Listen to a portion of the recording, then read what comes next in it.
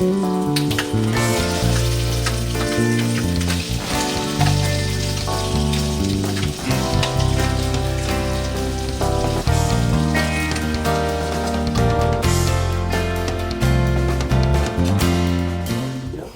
how are you? Good, yourself? Good. Of course, they fixed what was going on outside with this leak, but it can't be touched up, so this whole side needs to kind of just be painted on this side to make sure that it matches. To make it blend. Yeah. To make it blend. That's the word to be. Yeah. You have the original paint? I have the original paint color. I don't have any more of the paint. Just I needed the name. If you provide me the name, that's a lot of help for me. Give me 1 second. Let me run upstairs because there's two different paint colors and I'm not sure which one is which, so give me 1 second. Okay. I'm not sure which one. So I'm thinking it's this one. Which one it is. Be careful.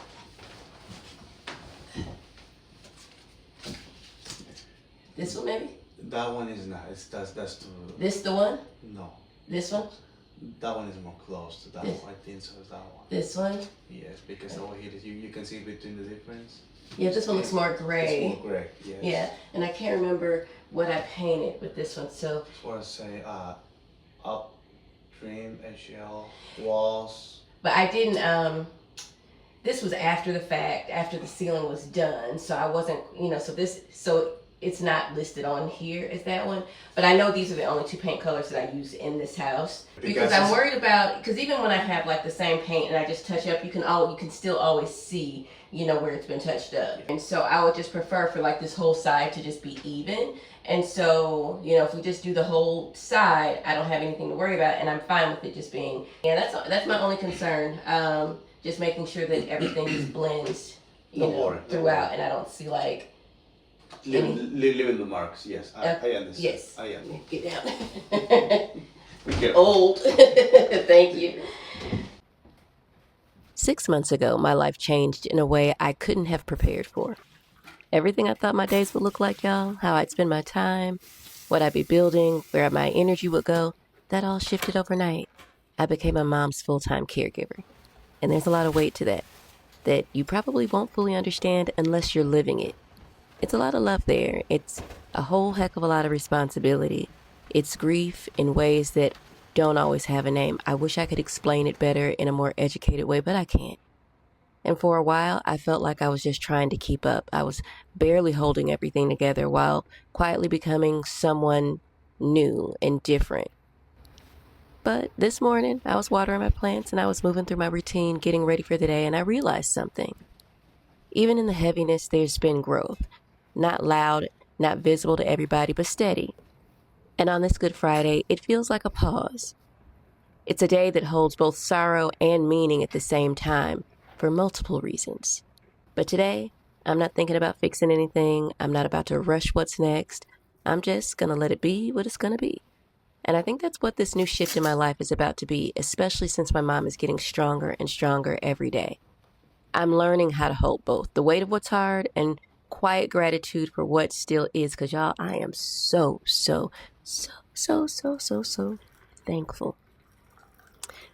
Because I can see it, I can feel it, how much has changed, how much I have changed. And even though this isn't the life I would have planned, I'm still grateful to be here. Because somehow in the middle of it all, there's still meaning, there's still love, and there's still a life at my big age I'm learning how to live.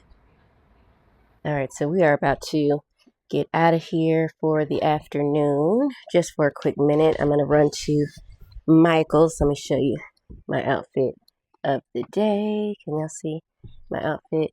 Got my platform Converse on and just like a little cheesy black jumpsuit. Me and Mom are headed out. I look crazy, for real I do. But I've got some, by the way, the black of me, this bag, this tote, it actually comes in super handy right now. So we're going to go to Michael's. We're going to get done what we need to get done. Y'all, I'm recording in this dual lens app.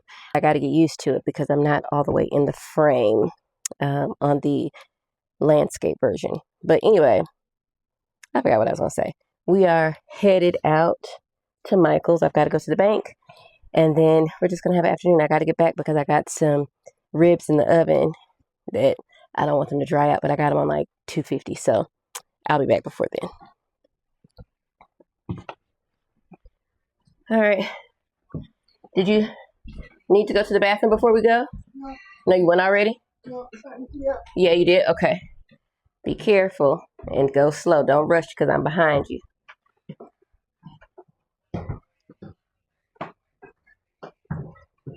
You're really doing good. Trying to show out. Now go to the thing over by my fireplace. The black cabinet. You know, my fireplace is on the other side. Be careful.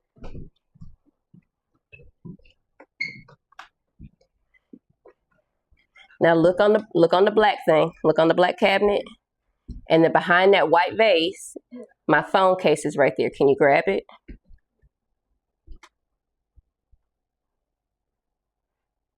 Yep. Now be careful while you're walking because I got stuff in the way. Gracias, mamacita. All right. Yeah. You want to say hello? Hi. How are you feeling? I'm feeling great. You do feel great. You look great too. You look great too. You're on the up and up. You know, it's almost exactly 6 months to the day that we were in the hospital. Yeah. Yeah. You're doing great.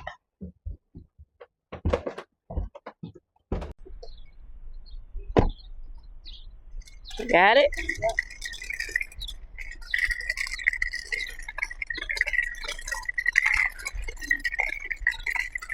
Off to Michael's. Make sure you're watching it where you're clearing so you don't hit something.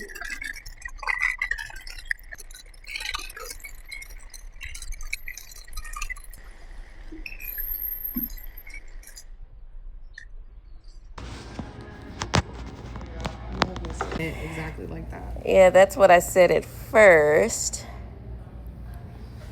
And then that one.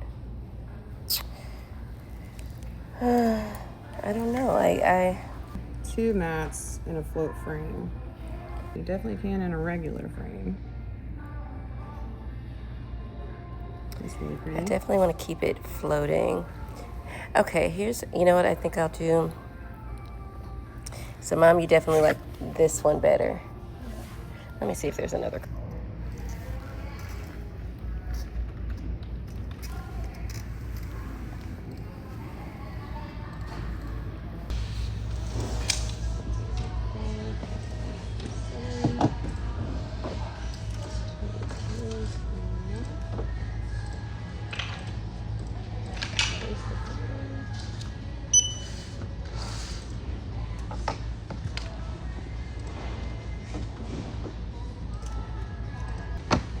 So she's looking like it's a little bit dark on the screen.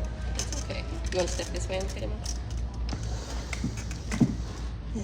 I think I like that. Yeah. I do. That's pretty. This teal plays off that purple and the orange. Yes.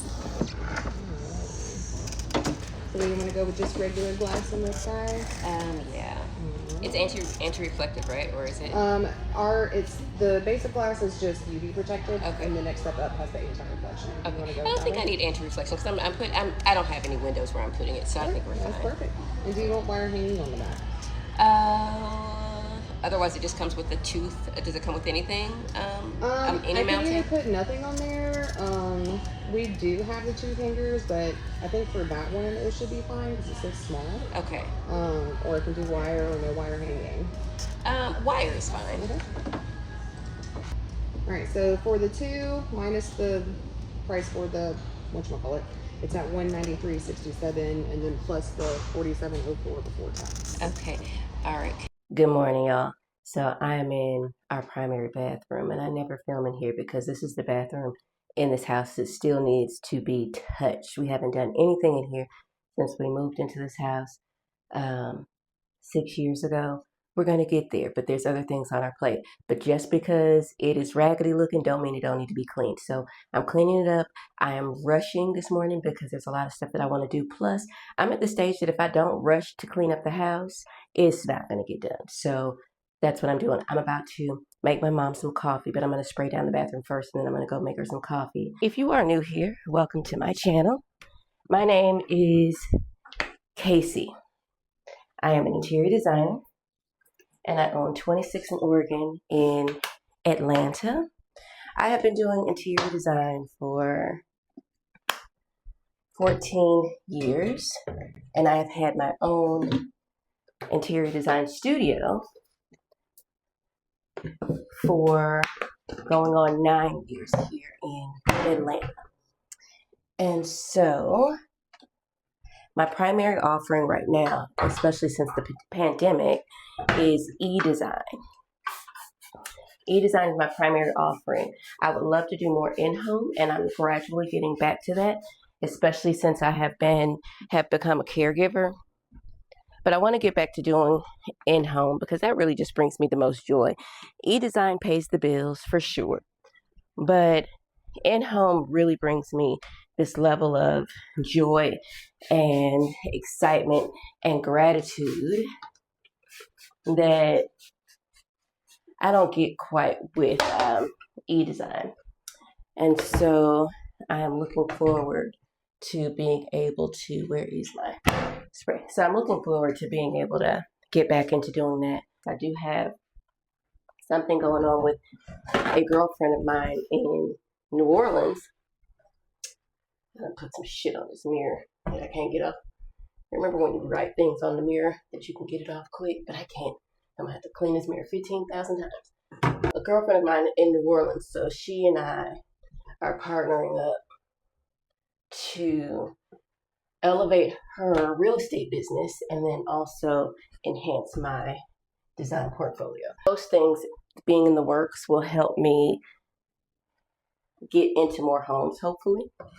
But in any case, I'm taking it rather slow. I'm not really doing too much because I'm still a full-time caregiver to my mom, but my mom is getting so much better. She can't be left alone at any point, but she's getting a lot better. So while I'm in here cleaning up this bathroom, she's in her room making up the bed and getting her morning started and waiting for me to make her coffee. And I'm just trying to do something really quick in my bathroom so that it needs to be touched. It wasn't filthy, but it wasn't the greatest either.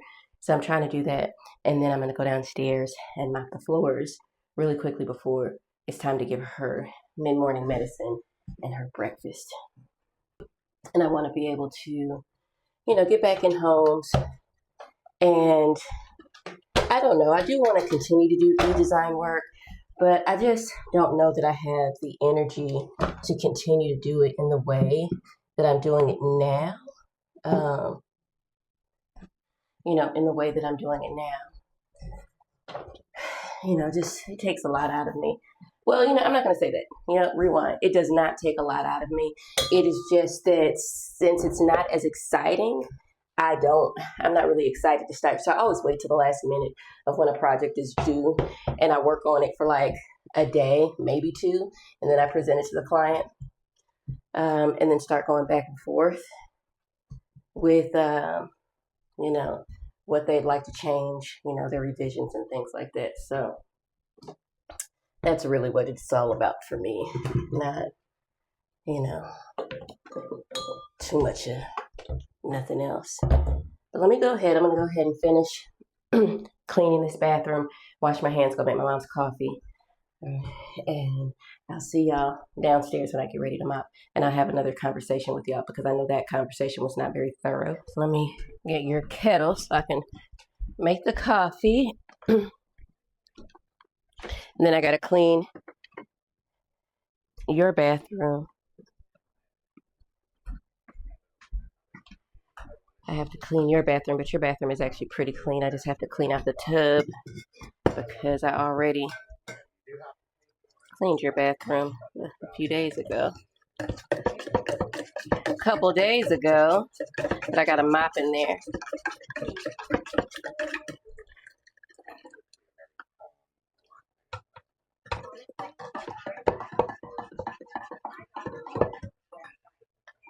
Do you want to keep watching this on YouTube or you want to watch something else?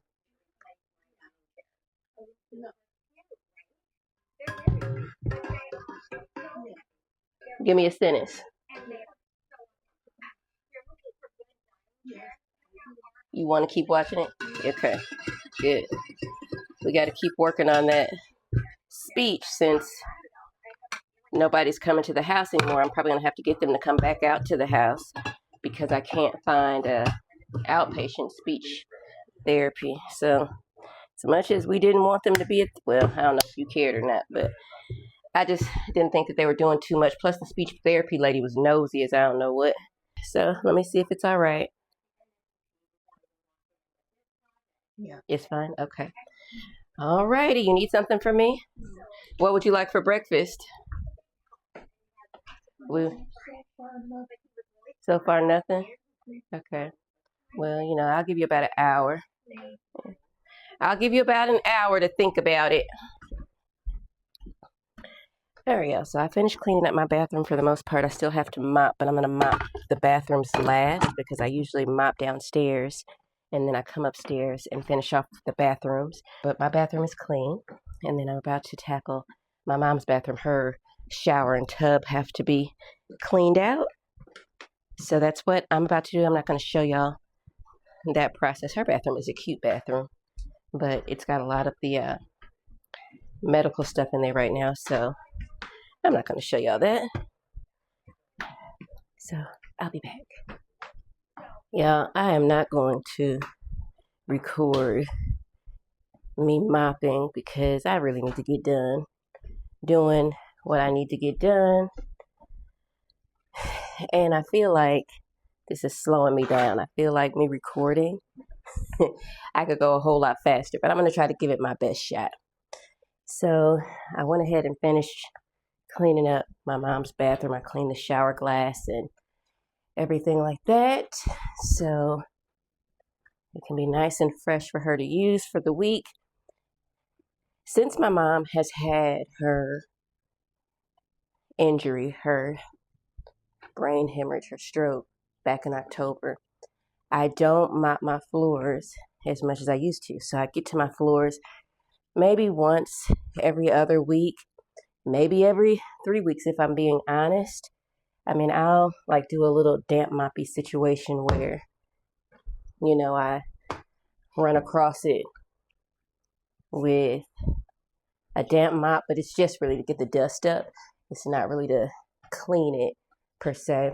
I don't feel too bad about doing that though, because we don't wear shoes in the house or anything like that. So I don't feel terribly bad.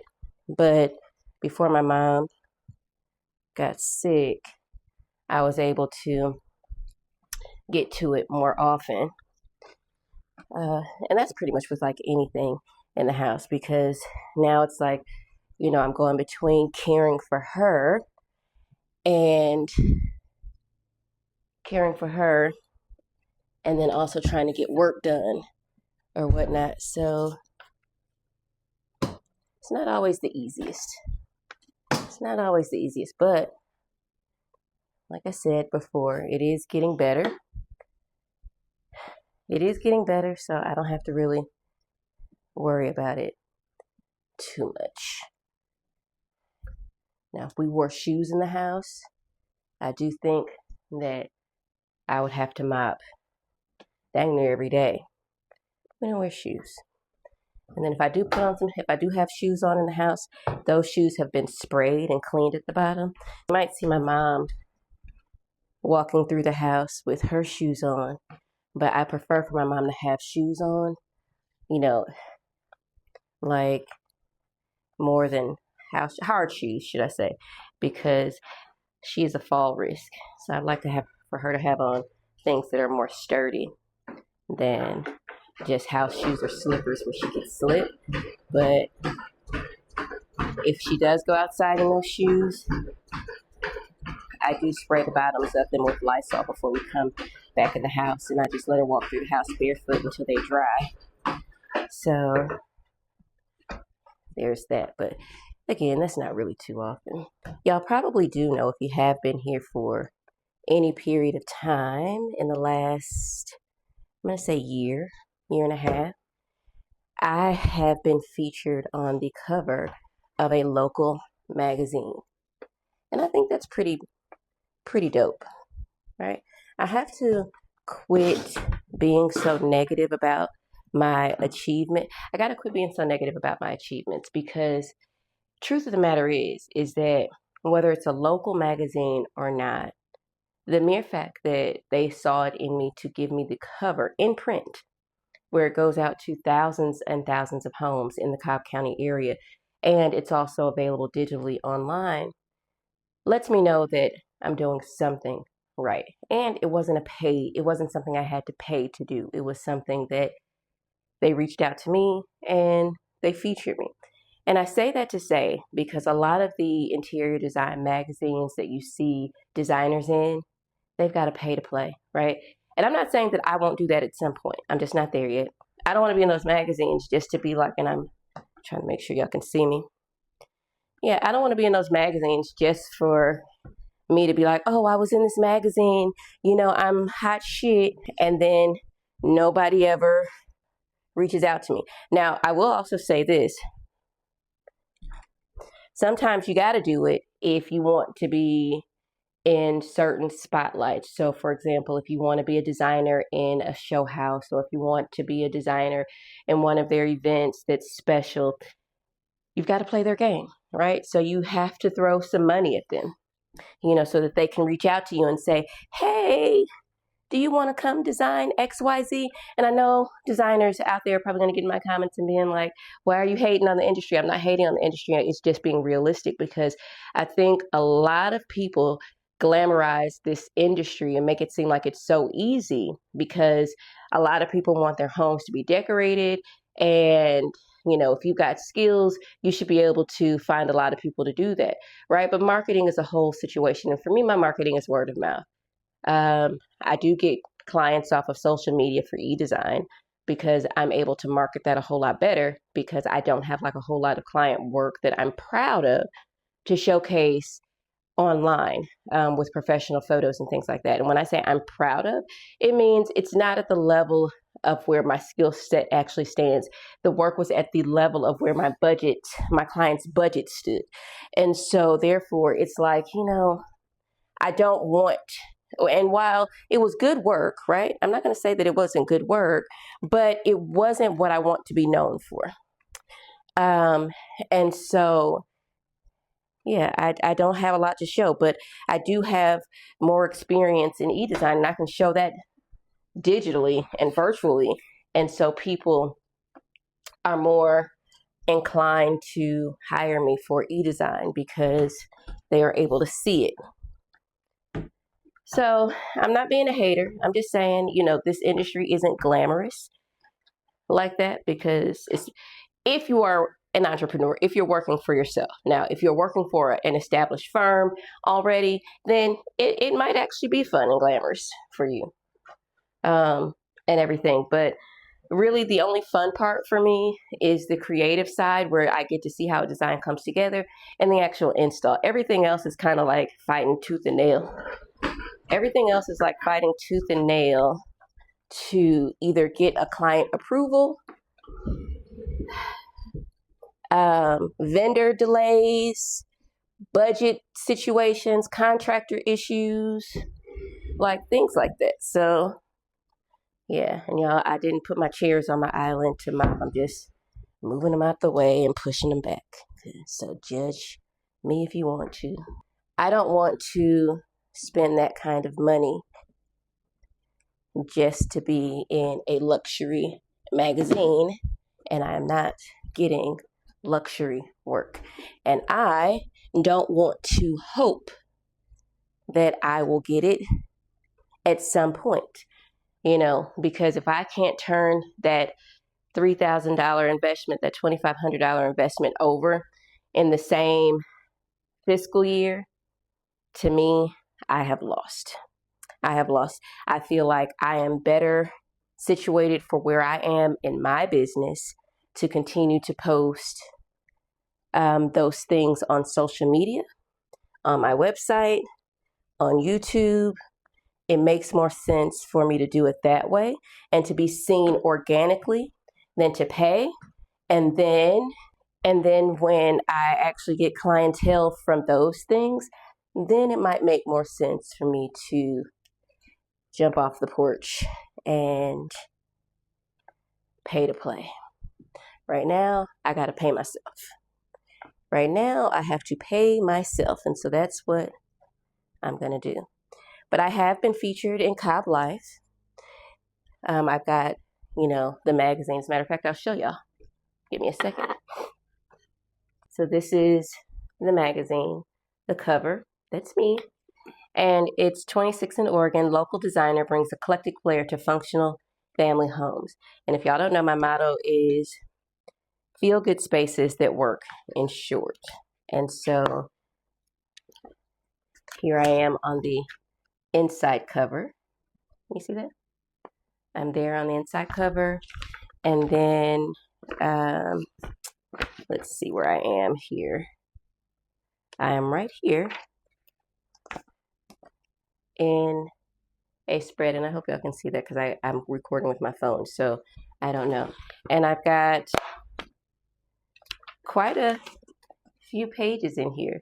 So I've got like 9 or 10 pages in the magazine, so this is another one. And primarily, I did feature my own home in this magazine because my own home was photographed the most beautifully for me than some of my clients. And then in the other articles, I did feature some other, clients, and so other client homes. And so yeah, I've got some tips and tricks in the magazine for everyday living and for everyday people to elevate their spaces without hiring an interior designer. And there's a bit of my story in the magazine as well. So I'm really proud of myself for that. And I said I'm going to stop downplaying my wins because it seems like everybody else's win is bigger than mine. But I feel like for me, again, to essentially have this many followers on social media, I have under 3,000 followers on TikTok. I have under 2,000 top followers on Instagram, and I have been there for years. Ain't nobody messing with me on those platforms. I don't know why, and I don't really care to know why at this point because I don't think I'll ever understand the answer there. But for me to have such a small following, and I don't post on YouTube at all, so people on YouTube don't really know my design work. I just started posting those things in my shorts, right? And I'm usually just taking that straight from TikTok or Instagram and posting it on my YouTube shorts. So I'm not doing long form videos in the interior design space. So for me to continue to have the work and to have companies recognize me, magazines and publications recognize me and want me to be seen on their platforms, for me, that's a lot. So not only did I get Cobb Life, I got ATL Voyage, I got Bold Journey, and then I got Canvas Rebel. And those are all spaces that are digital.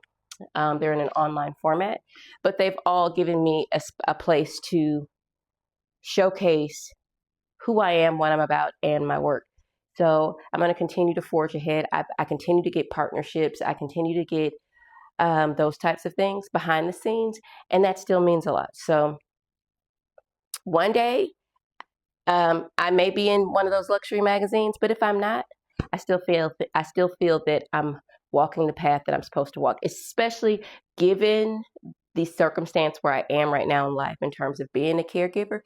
I don't want to say maybe it's not my time, but obviously it's not my time because I've got to dedicate my time and my resources to a much bigger cause than wanting the world to see who I am. Now, as far as me caring for my mom, I am her sole provider, her sole caregiver. I do have 3 other siblings. I have an older brother who is married, and he lives in Milwaukee. I have an older sister, and she is single, but she owns a home in Illinois. She owns a home in Illinois. And then I have a younger brother who lives here. As a matter of fact, he actually lives in my mom's house, but all of my siblings, none of them are in a space to really help me with my mom. And, I understand it is challenging, and sometimes I do feel like it's a bit unfair. Like with my brothers, they'll say, well, if I had to do it, I would, right? And that's kind of a slap in the face a little bit because, why don't you think that you have to do it? Now, granted, I'm not complaining because when my mom was in the hospital, I asked for this. I prayed and I prayed and I prayed and I said, hey, my mom is going to make it through it. And when she makes it through it, I'm going to do whatever it is I need to do and whatever it is I have to do to make sure that we see this through. And that's what I'm doing, right? I'm not looking at anybody else to step in the gap, although it would be nice. And sometimes I do wonder, like, why you don't, but I do understand that my situation is probably a little bit more, it's a little easier to manage a caregiver role than not, because I do work for myself. But I can't work for myself and make money as much because I do have to, be on call 24/7. And even though my mom is a whole lot better, she still needs constant supervision because if you don't watch her, she will think that she can do some things that she cannot do. And so that means even through the night. And she's getting a little bit more independent to where, I don't have to get up as much through the night. She's able to, how do I want to put that? She's able to handle her incontinence better. And so, we don't have nighttime changings and things like that. So it is getting better. I am getting much more sleep. I am sleeping in my own bed versus when she first came home from the hospital. And I slept in a recliner, a very uncomfortable recliner, for 3 months, just about 3 months. And it was very uncomfortable, backbreaking. But, I did it because I needed to be able to keep an eye on my mom through the night, and I had to sleep in the same room as she did, and that room required a hospital bed, and so there was not going to be space for another bed for me to be in it. I just did what needed to be done. So, as far as my other siblings, like I said, my younger brother, he actually lives in my mom's house. He has his challenges. He had an accident, maybe it actually 6 years ago. He had an accident, and it caused him to have a traumatic brain injury, which also caused him to spiral off the deep end and develop an addiction that at first I had a lot of sympathy and compassion for, but right now, considering what I'm going through, I get tired of the excuses, and it's just like, live your life the way you want to live it. I don't really want to ask you to help me because I feel like he's gonna help himself first, always. And I know that's kind of like what we all need to do, essentially, in a way, is to help ourselves first. But also, when you know that someone is alleviating so much of the stress and pressure off of you on a day-to-day basis, you would think that some people would try a little harder. Also, I do feel some type of way sometimes because I feel like people just think I'm just like the super strong individual. And I am. But I'm also struggling myself. I've been through some very traumatic situations that I've witnessed with my mom, and I've been present for each one of those, and it has done something to my nervous system. And it's wild. It is wild, like how it is hard for me to really just be at peace with a lot of things that are going on in my life because I'm walking on eggshells, I'm walking on eggshells. My nervous system is a wreck, but I do feel like it is getting better, in a sense, because my mom is getting better and I'm getting more and more comfortable with where she is and how she's healing. Do I have some sort of resentment? I don't know. As far as my older sister, now I will say this, I don't want to just leave her out there because my older sister, when my mom first got sick, she came in the very next day from Illinois, and she pretty much immediately decided that she was going to move here. But she has a whole life in Illinois, and so she has to sort those things out and clean out her house and get it ready for either sale or for rental. She's still working, and she just has a lifetime of things in Illinois. But she did come down for 2 weeks when my mom first got sick. So she left right before she came on like the 5th or 6th, and then of October of 25, and then she stayed right before Halloween, and then she came back right after the New Year, and she stayed right before she left, maybe the 22nd or something like that of January, to help with my mom's care. So she has come down and she has done what she could do, and she is planning on coming back and buying a house here. And so she's in the works of doing that. But that's a process. Trying to find a house that's affordable, that's in a neighborhood that is close to my mom's house, so that it makes it easy to move in and out and go about and still have your personal space and things like that. So, yeah. But my brothers, yeah,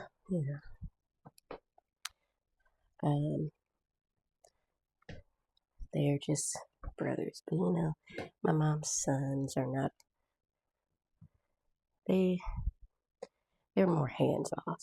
They're very hands off. They talk a good game and things like that, and they talk about how much they care about mom, and they do. We're a very caring family, but I also feel like I'm the only one that actually jumps into action and does anything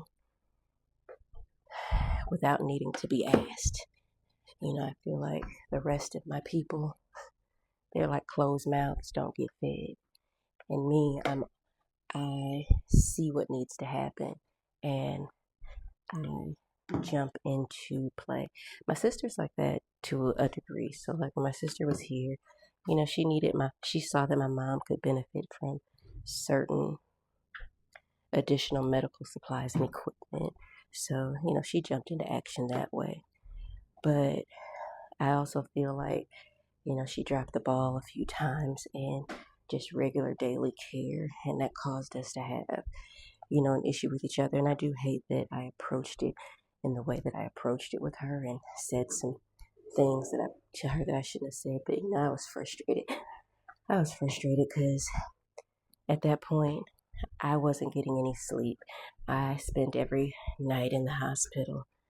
I spent every day in the hospital until my mom and I fought with the nurses and things like that. And I'm also married, right? So I'm a married woman, and trying to navigate this situation and then also maintain a marriage that also wasn't healthy in that moment. We were already going through our own challenges with perimenopause and then just being in that season of our life where stuff was tough. So not having additional support has really taken a toll on me.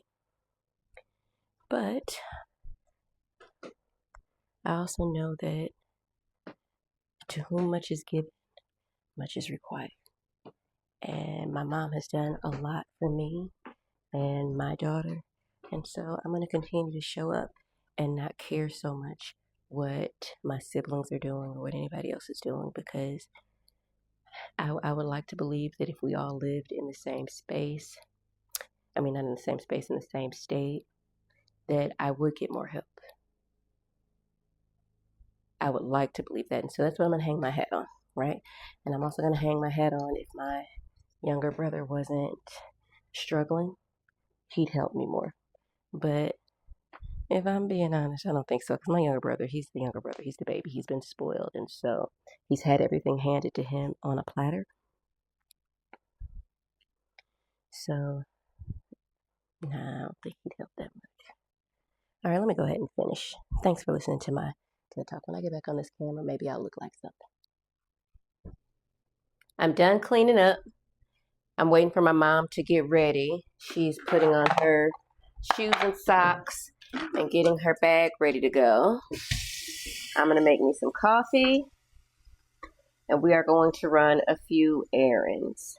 It's going to rain, so I don't want to be out. I don't want to be caught in the rain for too long.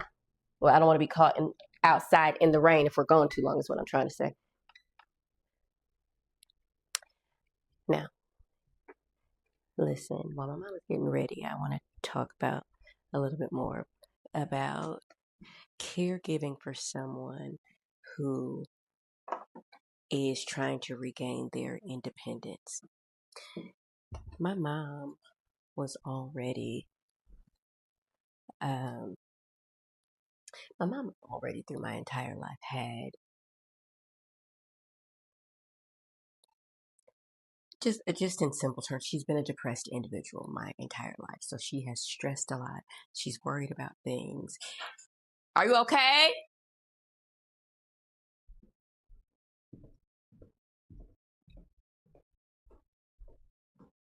Oh, okay. Just checking on you.